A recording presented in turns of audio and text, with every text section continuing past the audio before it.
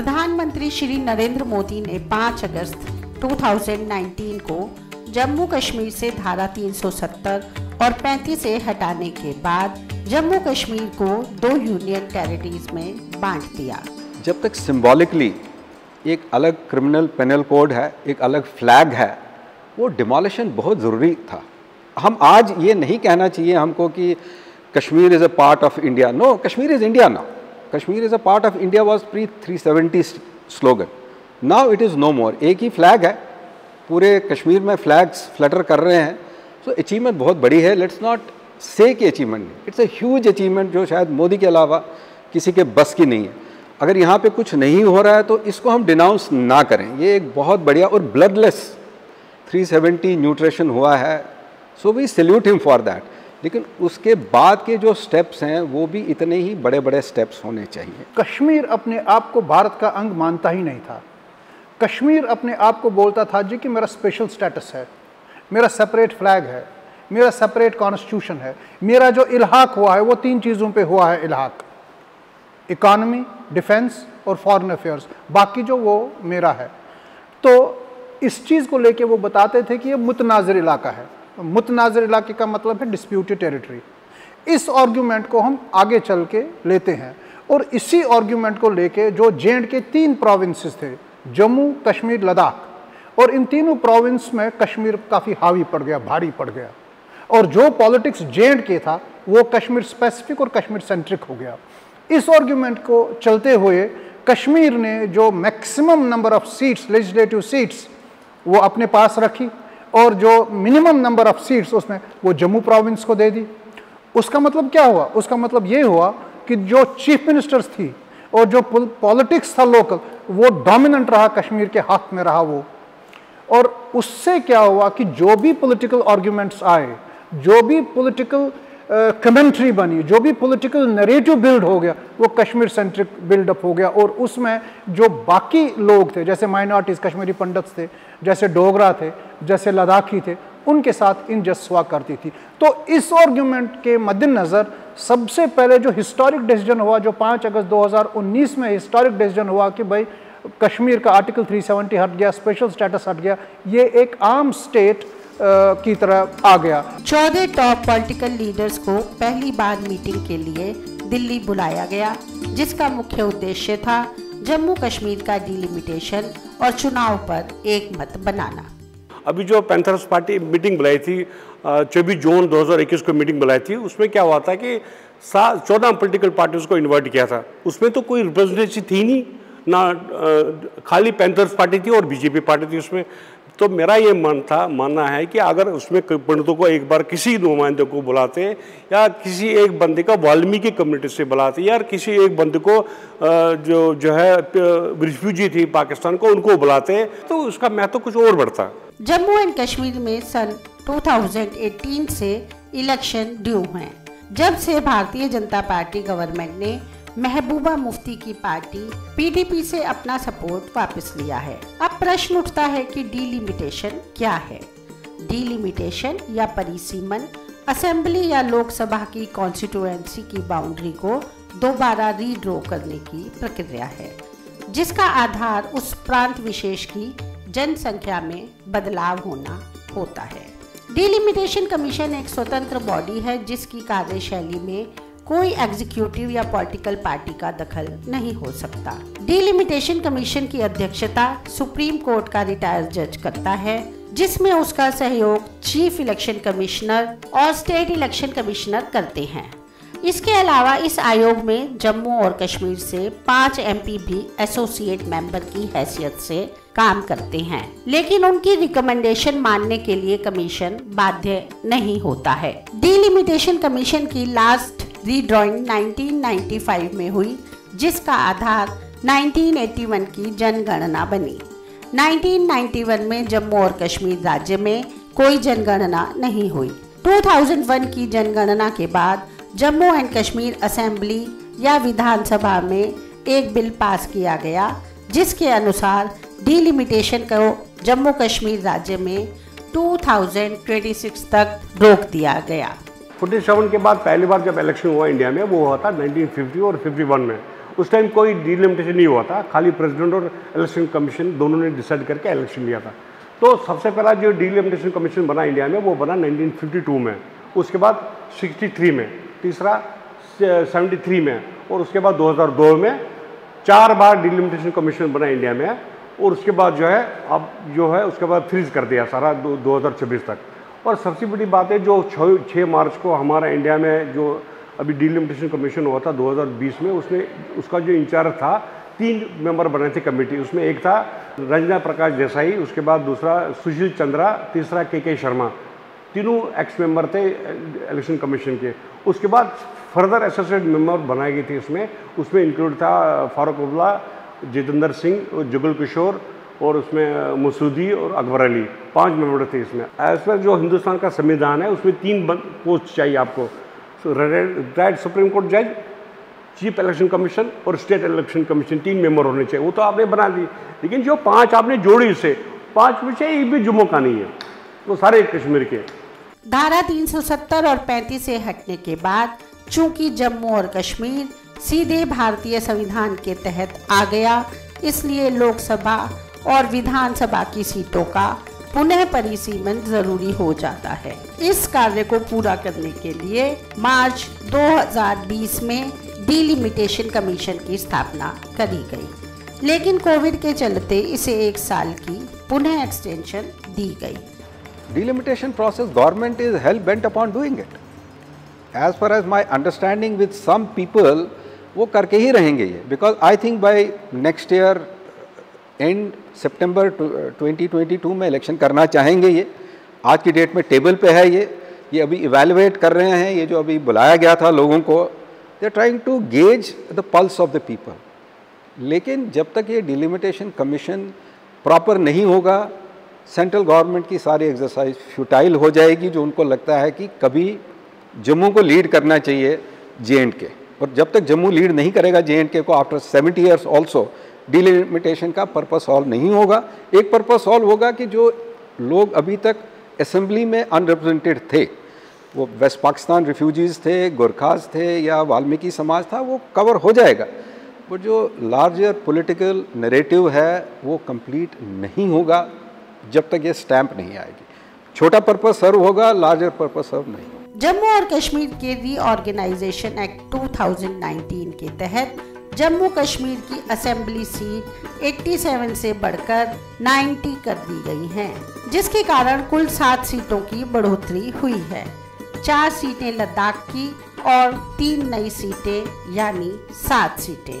जब delimitation commission हुआ, delimitation commission में ज्योग्राफी नए से बनी, जो पॉलिटिकल ज्योग्राफी है कश्मीर की अलग बन गई, जम्मू की अलग बन गई और लद्दाख की अलग बन गई। जम्मू और कश्मीर में ये मानता हूँ कि एक हेट्रोजिनस मोज़ेक है, ये एक होमोजिनस मोज़ेक नहीं है। जम्मू की डोगरी भाषा है, कश्मीर की कश्मीरी है। अब अगर आप J&K को, अगर आप कश्मीर को सेंट्रल यूनिवर्सिटी देते हैं तो जम्मू वाले बोलते हैं जी हमें सेंट्रल यूनिवर्सिटी दे दो। अगर आप all India institute of medical sciences Jammu को दे रहे हो तो कश्मीर वाले बोलते हैं। तो ऐसी सिचुएशन में जब हम हिस्से की बात करते हैं, किसके हिस्से में कितनी सीटें आएंगी, वो डिपेंड करेगा ऑन दी सिचुएशन। अब जो ज्योग्राफी कॉन्स्टिट्यूंसीज की है, जिस वक्त कश्मीर में ज्योग्राफी लेजिस्लेटिव असेंबली की ज्योग्राफी कार्व आउट गई, उसका जो स्क्वायर किलोमीटर वो कम था कंपेयर टू जम्मू का, जिसका स्क्वायर किलोमीटर रेडियस ज़्यादा था लेकिन नंबर ऑफ रिप्रेजेंटेटिव्स कम थे लेजिस्लेटिव असेंबली में। और ये एक बहुत ही बड़ा इनइक्वालिटी हुआ जिस वक्त कश्मीर जम्मू के साथ हमेशा और लद्दाख के साथ हमेशा नाइंसाफ़ी रही है। और जो ये 7 सीट्स की आप बात कर रहे हैं, तो सबसे पहले हमें ये इनइक्वालिटी दूर करना है कि जो आप रेशियो ऑफ कॉन्स्टिट्यूंसी, जो कॉन्स्टिट्यूंसी आप कार्व आउट करते हैं, वो कितने किलोमीटर पर कितने पॉपुलेशन पे कार्व आउट करते हैं। अगर आप कश्मीर को एक रेशियो दे रहे हैं कि भाई इतने स्क्वायर किलोमीटर ये कॉन्स्टिट्यूंसी होगी, इतनी पॉपुलेशन ये होगी, तो वही अप्लाई जम्मू पे भी होता है। तो अगर वो सिचुएशन मिसमैच हो जाएगा तो ऑब्वियसली कश्मीर डोमिनेट करेगा। और जो डिलिमिटेशन कमीशन है उसको एड्रेस करना है ये मिसमैच। तो डिलिमिटेशन कमीशन की अगर हम परिभाषा में जाएंगे तो परिभाषा उनके पास सिर्फ 2 चीज़ें हैं। एक, जो 2011 का सेंसस हुआ है, 2011 के सेंसस पे वो नई कॉन्स्टिट्यूंसीज का गठन करेंगे, उनको रीऑर्गेनाइज करेंगे। उसमें मुझे लगता है अच्छा खासा बेनिफिट जम्मू को हो जाएगा और अच्छा खासा बेनिफिट लद्दाख को हो जाएगा। 2019 से पहले जम्मू और कश्मीर असेंबली में 87 सीटें थीं, जिसमें 47 कश्मीर, 37 जम्मू और 4 लद्दाख के पास थी। चूंकि डिलिमिटेशन कमीशन का आधार किसी भी देश की जनसंख्या होती है, अतः इस डिलिमिटेशन का आधार 2011 की जनगणना को बनाया गया। प्रॉब्लम ये है कि 2011 की जो डिलिमिटेशन है वो टेबल पे बैठ के हुई है। वो जो पुरानी वाली उससे पहले की डिलिमिटेशन थे उसमें इंक्रीमेंटल एडिशन करके काम हुआ है। People did not move into the field. So जो पेपर पे की गई आपने सेंसस किया हो उसकी बुनियाद ही गलत है। और delimitation is not only a geographical redraft, it is a redraft on the basis of population. और वो पॉपुलेशन की आपने सेंसस ही गलत की है तो उसकी फंडामेंटल ही बेसिस ही गलत हो जाएगी। जो लोग कह रहे हैं जी बाद में एक और होगा, लेकिन उसमें दोबारा डिलिमिटेशन नहीं होगी 10 साल में, नई असेंबली कॉन्स्टिट्यूंसीज नहीं बनेंगी। और ये वाला डिलिमिटेशन इसलिए इम्पॉर्टेंट है कि ये in the view of article 370 करना है। हमने असेंबली सीट्स ऐड करनी है, लोग ऐड करने हैं जो अभी तक असेंबली सीट्स में कॉन्स्टिट्यूंसीज में वोट नहीं कर पाते थे। वही तो इश्यू है। सबसे इम्पॉर्टेंट चर्चा हो गई है कि political representation and political voice to Kashmiri pandits 1। Number 2, we reject 2011 census, क्योंकि 2011 सेंसस पे जब आप कल्पना करते हैं, जब आप आधार बनाते हैं डिलिमिटेशन कमीशन का, तो वो ग्रॉस इनजस्टिस कश्मीरी पंडित्स के साथ होती है, क्योंकि कश्मीरी पंडित 2011 में थे ही नहीं। और ये जो नाइंसाफ़ी है, इस नाइंसाफ़ी को एड्रेस करने के लिए हम एक ब्लूप्रिंट बना रहे हैं। मैं और अपने फ्रेंड्स, हम एक राष्ट्रपति महोदय जी को मिलने जा रहे हैं जिसकी हम कल्पना कर रहे हैं और शॉर्टली वो हो जाएगा। हमने उनके ऑफिस में बात की है। और दूसरा, हम सेंसस जनरल जो इंडिया का है उनसे भी हम चर्चा करेंगे इस बारे में कि आप देख लीजिए जो पिछला सेंसस हुआ था उसका रेशियो भी देख लीजिए और 2011 का रेशियो भी देख लीजिए आप। और उस बारे में ऑल इंडिया कश्मीरी समाज ने एक चिट्ठी भी लिखी है सेंसस को कि भाई उन्होंने पूरा आधार दे दिया, बेसिस दे दिया, सब कुछ दे दिया कि भाई ये हमें एक्सेप्टेबल नहीं है। अब 90 से जब से हमारा एक्सोडस हुआ, हम कश्मीर से निकले तो हमारी कोई रिप्रेजेंटेशन ही नहीं थी। लेकिन हम सिटीज़न हैं जम्मू एंड कश्मीर के। अब हम मराठी भी है, बॉम्बे में हैं, तो हम बंगाली में है तो कलकत्ता में है, तमिल भी है, तेलुगु भी है, दिल्ली में भी है। लेकिन हमारी कहाँ आइडेंटिटी है? हम थोड़ी तमिलनाडु को डिमांड कर सकते हैं कि हमारे लिए ये करो। हम बंगाल को थोड़ी सी डिमांड सेंट्रल गवर्नमेंट को कर सकते हैं। लेकिन हमारा जो पूरा काम है वो है कश्मीर का, वो है जम्मू एंड कश्मीर का। इसलिए सबसे ज़्यादा जो डिमांड है, इसलिए हम सब कुछ, जैसे हम राशन मांगते हैं, रिलीफ मांगते हैं, रिहेबिलिटेशन मांगते हैं, उसके साथ साथ most important is political empowerment. हमारी जो आवाज़ है वो ऐवान तक पहुंचनी चाहिए, वो असेंबली में होनी चाहिए, हमारी आवाज़ पार्लियामेंट में होनी चाहिए। इसलिए हम बोलते हैं जी हमारे लिए कुछ आप अरेंजमेंट कीजिए। 2011 के सेंसस के अनुसार कश्मीर की पॉपुलेशन 68 लाख है, जबकि जम्मू की पॉपुलेशन 53 लाख है, जिसका मतलब कश्मीर की झोली में जम्मू से ज़्यादा सीटें होंगी, जिसे लेकर जम्मू के कई ग्रुप इस डिलिमिटेशन कमीशन का विरोध कर रहे हैं।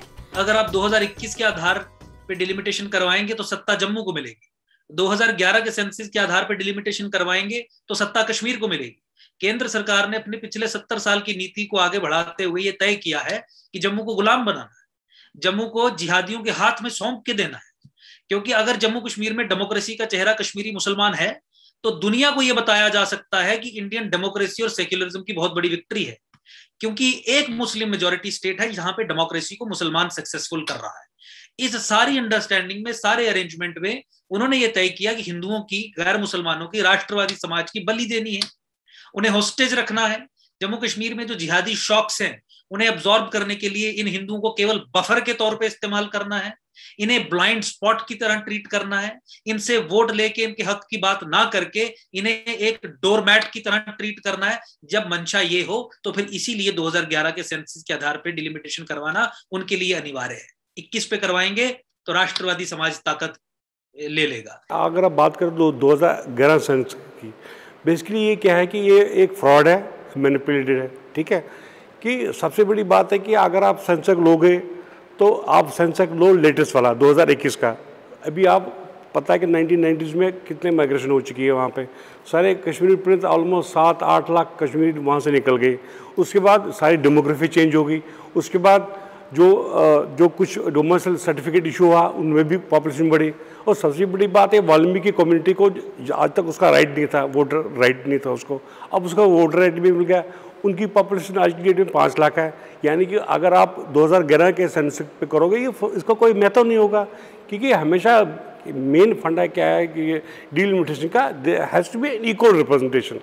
सबसे पहले सेंसस होना चाहिए और सेंसस होना चाहिए लेटेस्ट सेंसस। ये चीज़ चेंज नहीं होती, it doesn't happen every 5 years। ये 370 चेंज करते करते 70 साल लग गए।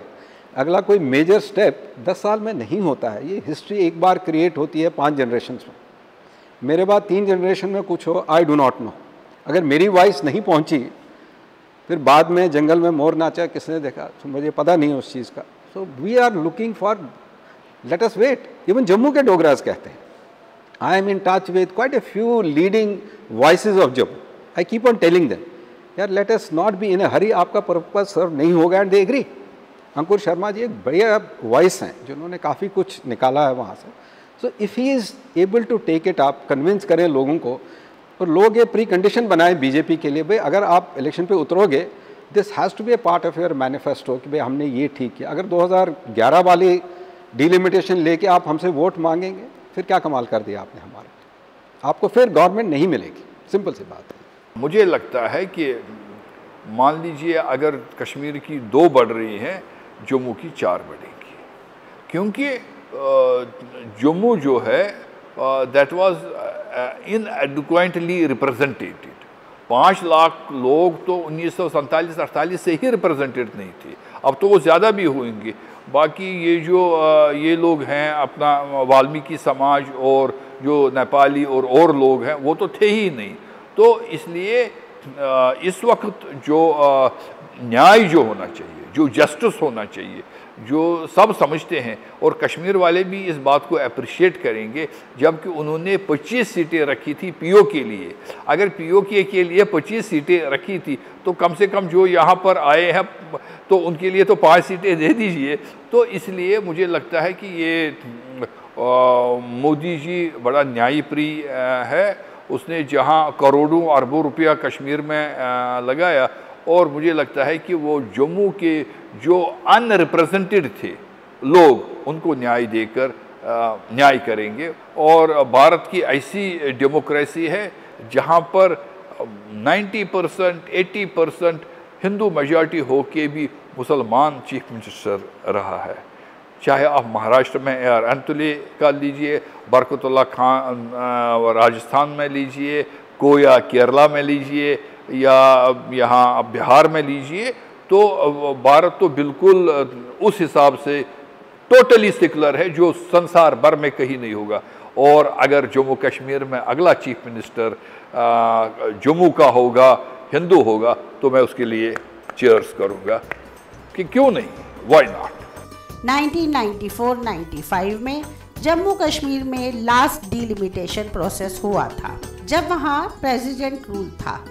तब जम्मू और कश्मीर असेंबली की सीटें 76 से बढ़ाकर 87 करी गईं, और जिसके परिणाम स्वरूप जम्मू की सीटें 32 से बढ़कर 37 और कश्मीर की सीटें 42 से बढ़कर 46 हो गई।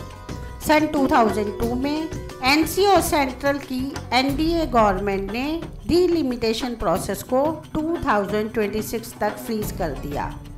पार्लियामेंट में डिसाइड हुआ कि 2026 तक पूरी कंट्री में लोकसभा कॉन्स्टिट्यूएंसीज का डिलिमिटेशन नहीं होगा। 2006 में जब फारूक अब्दुल्ला की सरकार कश्मीर में थी, उसने असेंबली में एक रेजोल्यूशन पास किया था। उसमें ये लिखा था उसने कि जो हमारा ये डिलिमिटेशन है उसको हम फ्रीज कर देंगे 26 तक। उसने भी फ्रीज किया। अगर आपने फ्रीज किया 2026 तक आपका डिलिमिटेशन कमीशन, फिर आप मैडम जी मेरे को ये बताइए इस चीज़ को कि आपने इस टाइम जरूरत क्या है डिलिमिटेशन कराने की? अगर आप क्यों बोलते कि इंटीग्रेशन विद इंडिया, अगर इंटीग्रेशन विद इंडिया है तो जो सब इंडिया का इंटीग्रेशन, सब इंडिया को इकट्ठे करो। पहला पॉइंट, जब 6 मार्च 2019 में इन्होंने एक सर्कुलर निकाला था गवर्नमेंट ऑफ इंडिया ने, उसमें ये लिखा था कि हम डिलिमिटेशन कराएंगे जम्मू कश्मीर, आसाम, अरुणाचल प्रदेश, मिजोरम, नागालैंड, 4 स्टेट और जम्मू कश्मीर। उसमें क्या हुआ था मैडम, वो बहुत इंपॉर्टेंट पॉइंट है। उसमें 4 स्टेटों का क्या हुआ था 2006 और 2008 में। उस टाइम जो क्या था, उन्होंने बोला कि हम 2001 के सेंसेक्स पे और नहीं जाएंगे। उन्होंने बताया क्या रीज़न, क्या बोला, ये जो 2001 का जो सेंसस है अपडेट नहीं है, इसलिए जहाँ वहाँ पे एनआरसी का जो लिस्ट है वो अपडेट नहीं है। इसलिए उस टाइम शिवराज सिंह पाटिल वहाँ होम मिनिस्टर थे, उन्होंने उस चीज़ को फ्रीज करके क्लोज कर दिया था। जो अभी कल डिलिमिटेशन कमीशन जो बना 6 मार्च 2020 को जो बना था डिलिमिटेशन कमीशन, उसमें 4 स्टेट को भी इंक्लूड किया इसलिए, और उसका जो प्रीवियस ऑर्डर था वो रिवोक कर दिया, उनका भी होगा। यानी कि इसका मतलब ये है कि अगर 2006 और 8 का जो डिलिमिटेशन कमीशन हुआ था वो फ्रीज हो गया कि 2001 का सेंसेक्स सही नहीं था, इसका मतलब जो आज का 2011 का सेंसेक्स है वो भी सही नहीं है, इसको भी फ्रीज होना चाहिए ताकि 2021 का सेंसेक्स लेके फिर आप इलेक्शन कराओ, तब ये मानी प्रक्रिया अच्छी मानी जाएगी। जम्मू कश्मीर की लेजिस्लेटिव असेंबली की 87 सीट्स में से एक सीट हब्बा कदल कॉन्स्टिट्यूएंसी की भी है। किसी ज़माने में हब्बा कदल कश्मीरी पंडितों के गढ़ के रूप में जाना जाता था और हब्बा कदल से कश्मीरी पंडितों की एक सीट तय होती थी। मैं पर्सनली कश्मीर में 4 इलेक्शनों में एक्टिवली पार्टिसिपेट था और इसलिए मुझे इसकी एक एक चीज़ की जानकारी है। हमारी एक कॉन्स्टिट्यूंसी थी हब्बा कदल कॉन्स्टिट्यूंसी, उसमें मेजॉरिटी कश्मीरी हिंदू थे और हमको लग रहा था कि हम as a Kashmiri representative, Hindu Kashmiri Pandit representative, हम एक सीट पर जीत सकते हैं। और उससे क्या होगा, हम खाली ये नहीं बता सकते कि हम कश्मीरी पंडित को बनाएंगे वहाँ और वो जीत जाएगा। हम ऐसी सिचुएशन क्रिएट करते कि कांग्रेस, नेशनल कॉन्फ्रेंस, पीडीपी या बीजेपी, जनसंघ जो था पहले, वो कश्मीरी पंडित को ही वहाँ खड़ा कर देंगे। जहाँ सारे भारत में ऐसे होता है कि जहाँ मेजॉरिटी होती तो उसका वहाँ कैंडिडेट खड़ा कर देते हैं। बाकी पार्टियों को पता चला और मेजॉरिटी कम्युनिटी को ये पता चला तो उन्होंने डिलिमिटेशन का तरीका निकाला और उस हब्बा कदल कॉन्स्टिट्यूंसी के 4 हिस्से किए, जबकि कश्मीरी पंडितों के 28,000 वोट थे 70-72 के इलेक्शन में और उसके बाद में उसके 18,000 वोट रह गए और उसके बाद कम चलते चलते गए।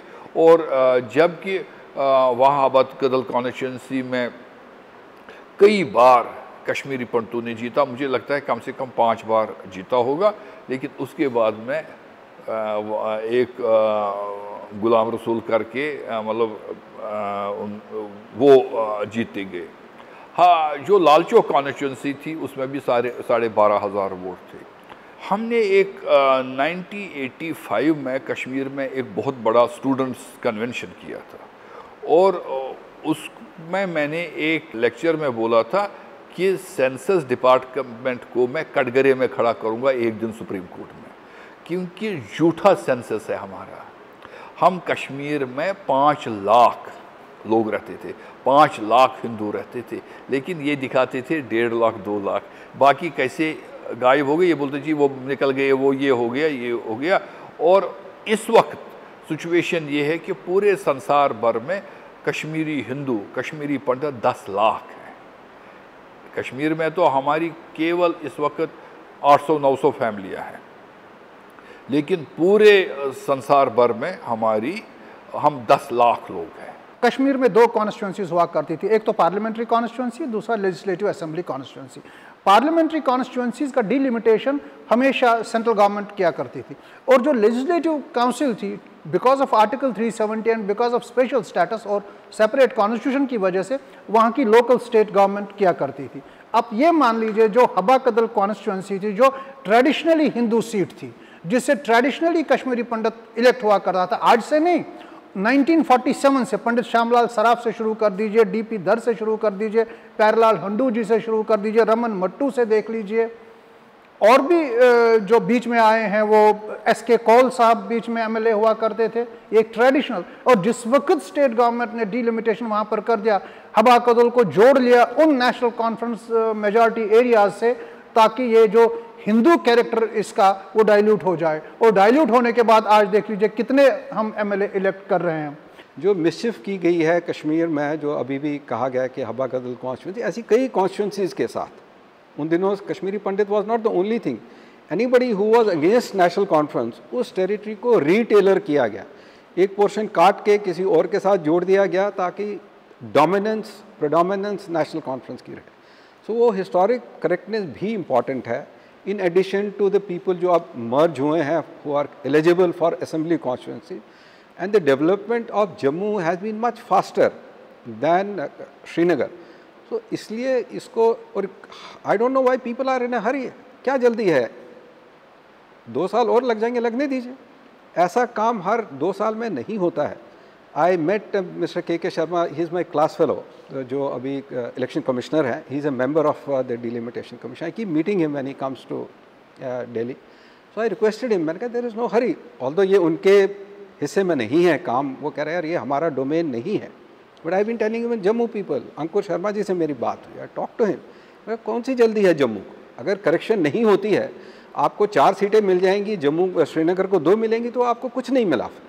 सो you need to get at least 5 additional seats to have a say in the ultimate cabinet. आपको एक चीफ मिनिस्टर चाहिए एक बार, you Dogras need a chief minister to have a complete political hegemony, जो अभी तक की रही है 2 डोमिनेंट परिवार की या कश्मीर का है, that has to shift to Jammu for a while now, और उसके लिए उनको पेशेंस रखनी पड़ेगी। They should say सेंसस में 2 साल और लग जाए, we are ready to wait, but 2011 का रिजेक्ट कर देना चाहिए।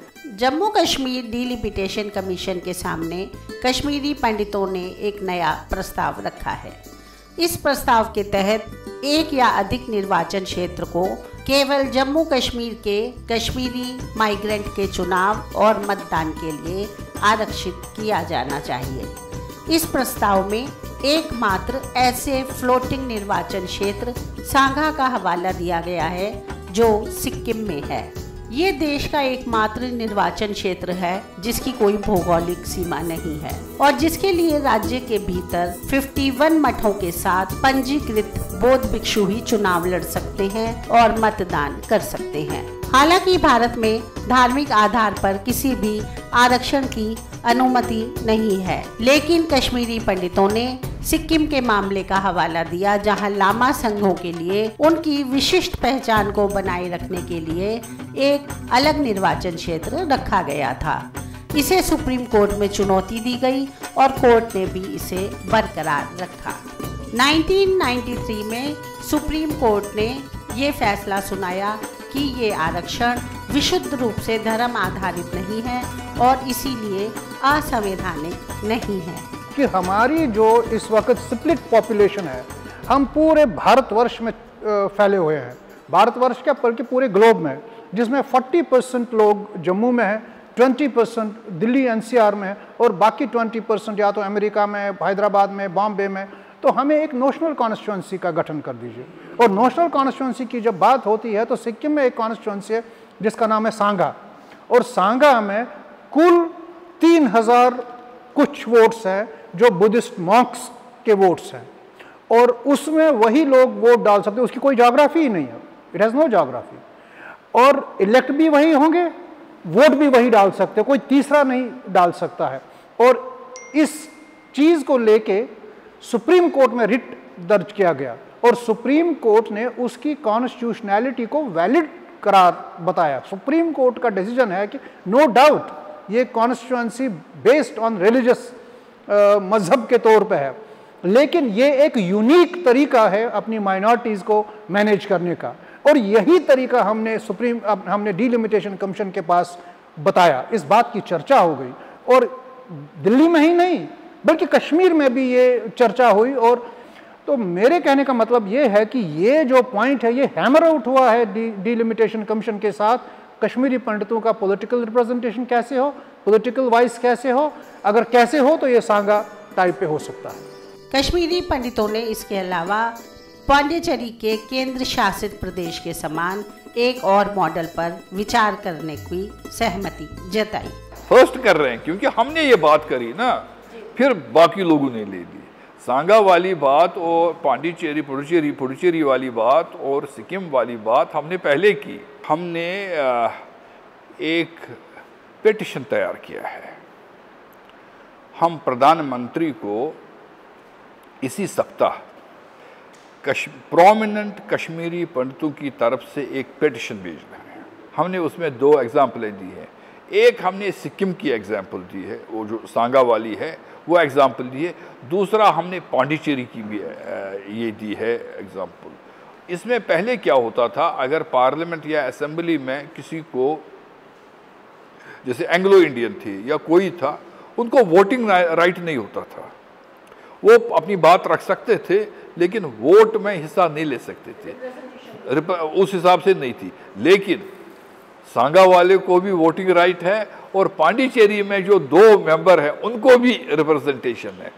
जस्टिस सराफ हैं जम्मू में, उन्होंने इस पर बहुत मेहनत करी है और उन्होंने ड्राफ्ट तैयार किया है, और उस ड्राफ्ट को हमने सारे प्रोमिनेंट कश्मीरी पंडितों को भेजा है, और उसमें हमने जिसकी जो सजेशन थी वो करके आज से हम उसको हमने ओपन किया है साइन करने के लिए, और अगले हफ्ते 15 अगस्त को हम ये प्रधानमंत्री जी को भेजेंगे कि जो कश्मीरी पंडितों की तरफ से एक पिटीशन होगा फॉर पॉलिटिकल एम्पावरमेंट, ये काम हमने किया है। I will leave it to the government. मेरा मुद्दा एक है कि भाई मुझे रिप्रेजेंटेशन मिलनी चाहिए गवर्नमेंट असेंबली में। नंबर 2, हम लोग क्यों उस मॉडल की बात करते हैं, क्योंकि कोई अगर हमको कहे ये नहीं हो सकता है तो हम कहेंगे ये पड़ा हुआ है ना आपके पास। For me that is a reference point, that is a prop point, जिसमें मैं उनको कह सकता हूँ कि आप मेरे को ये मत कहिए ऐसा नहीं हो सकता, ऐसा है इंडिया में ही है, तो आप उसी तरीके से मुझे दीजिए। हम क्यों उस मॉडल की बात कर रहे हैं, बिकॉज कहीं कोई ये ना कहे भाई ऐसा प्रैक्टिकली पॉसिबल नहीं है। जैसे हम पन कश्मीर में भी एग्जाम्पल देते हैं, तो इसमें भी हम कह रहे हैं कि लुक एट दिस, इसको देखिए, ये पॉसिबल किया है आपने, तो हमारे लिए भी ऐसा ही ये कर दीजिए। So we are not talking of any model, हम ये रेफरेंस पॉइंट या एग्जाम्पल की बेसिस पे कर रहे हैं। तो उस हिसाब से no Kashmiri Hindu will tell you कि ऐसा नहीं होना चाहिए। And when we say Kashmiri Hindu, it doesn't mean pandits only, there are other Hindus also, उनकी भी वॉइस कैप्चर होनी चाहिए। अभी जो डेथ हुई है Kashmiri Hindus died, you are not a Kashmiri pandit, and the lot of business is with Kashmiri Hindus, why not, उनकी भी वॉइस कैप्चर होनी चाहिए। और उसके लिए मॉडल पड़े हुए हैं इंडिया में जो इमुलेट करने चाहिए। 6 मार्च 2020 को कमीशन अपॉइंट हो गया ना। इसमें एक बहुत इंपॉर्टेंट पॉइंट है, any order of the delimitation commission can not be challenged at any stage during the process of the delimitation. इसको चैलेंज नहीं कर सकते, neither in high court nor in supreme court. But once the delimitation process over, then there is a provision of judicial review that is only possible after the delimitation commission over, but at present उसको आप challenge नहीं कर सकते। You can't do it। बाद में क्या कर सकते हैं? Judicial review पे जा सकते हो। There is a provision in constitution, you can go for a judicial review। उसका क्या प्रोसेस होता है? Same, you have to file a SLP in Supreme Court, और कोई रीजन नहीं इसमें। तो सर उसके पॉजिटिव आते हैं? हाँ, सेम जैसे है। हम बहुत लॉयर है जो इंटरेस्टेड है जुडिशियल रिव्यू पिटिशन फाइल करने में, but that is a later stage. Present जो संविधान है इंडियन कॉन्स्टिट्यूशन का, उसमें आप जो है कोई भी अगेंस्ट कोर्ट में नहीं जा सकते किसी के ऑर्डर के खिलाफ, it can not be challenge. इसका मतलब अगर एक कॉन्स्टिट्यूशन में आपने डिसाइड किया कि इसकी पॉपुलेशन 2 लाख है, दूसरी भी कॉन्स्टिट्यूशन में 2 लाख की पॉपुलेशन होनी चाहिए, so that it should not give benefit to any political party। ये नहीं कि आप एक में 10 दिखाओगे दूसरे में 2 दिखाओ, ऐसा नहीं है। It be same, not for Jammu Kashmir also, entire India. इनका मॉडल कॉमन होता है सबके लिए।